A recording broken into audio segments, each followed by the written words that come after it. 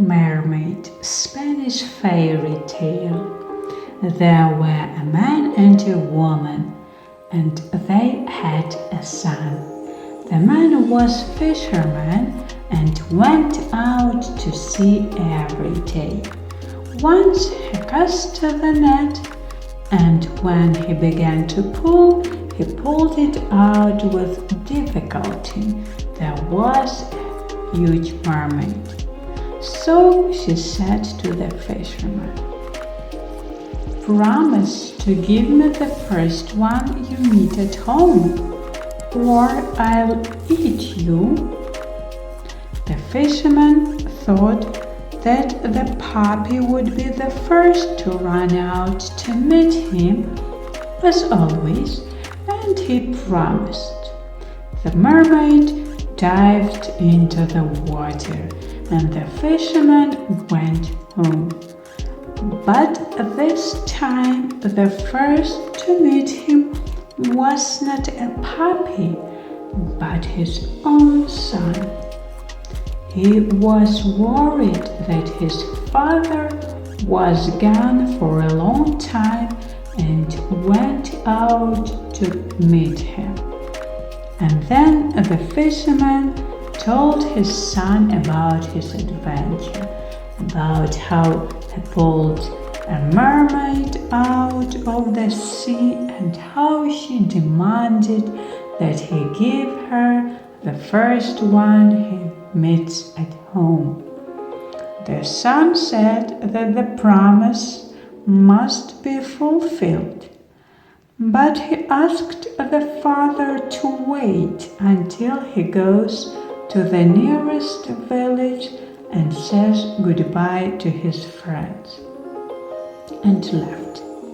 On the way to the village, the young man met an ant, a wolf, and an eagle.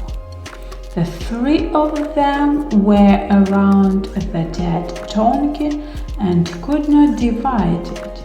Each wanted to grab more. Then they asked the young man to do it.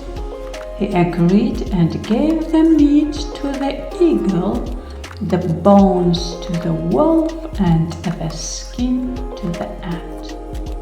He just moved on when they called him again. The young man was scared. He thought that they wanted to eat him too. Now, they decided to thank him for his kindness. The wolf gave the young man a piece of the ear, the eagle a feather, and the ant a paw. If you touch them and say, "Oh dear, a wolf, an eagle, or an ant," and you can turn into a wolf, an eagle, or an ant. The young man returned home with gifts and asked to be taken to the mermaid. When his father handed him to the mermaid, he touched the feather and said, "Oh dear, an eagle," flipped into an eagle and flew to the royal palace. Seeing the beautiful eagle, the princess ordered him to be caught and tied to her bed.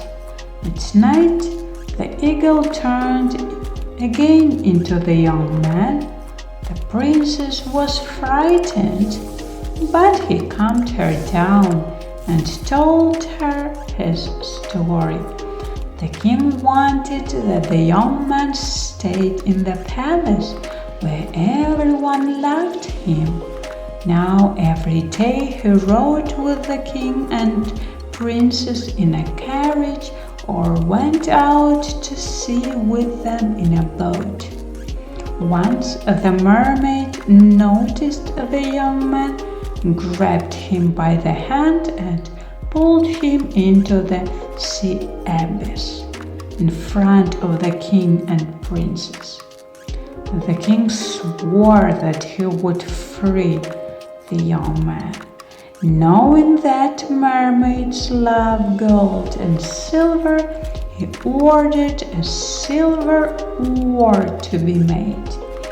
They went out to sea with it, looked for a mermaid, and promised to give her an oar if she agreed to show them the young man at least up to the waist.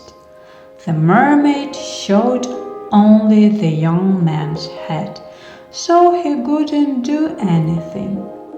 Then the princess promised the mermaid a golden oar if she showed the young man up to the waist.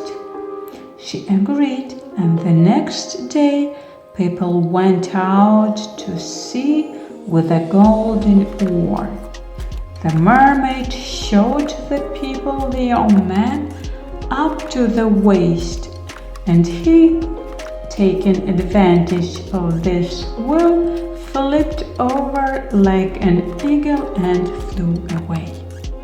"Hey, cheaters! You fooled me again, and I will take revenge!" shouted the mermaid. So when the princess was returning home, the earth split open and swallowed her. The eagle saw all that from a height and said, "I will save her." He turned into the man, called to the masons, and asked them to make a small hole in the place where the princess disappeared. Then he took out the ant's foot and said, "Oh dear, ant!" The young man turned into an ant, crawled into the castle, and there turned out into the eagle. The princess recognized him, and when the giant who was guarding her came out, the young man became himself again and warned that now they both must turn into ants and to get out of there. So they did and reached the palace, where the delighted king allowed his daughter to marry her liberator. They lived happily, but always bypassed the sea so as not to catch sight of Mermaid.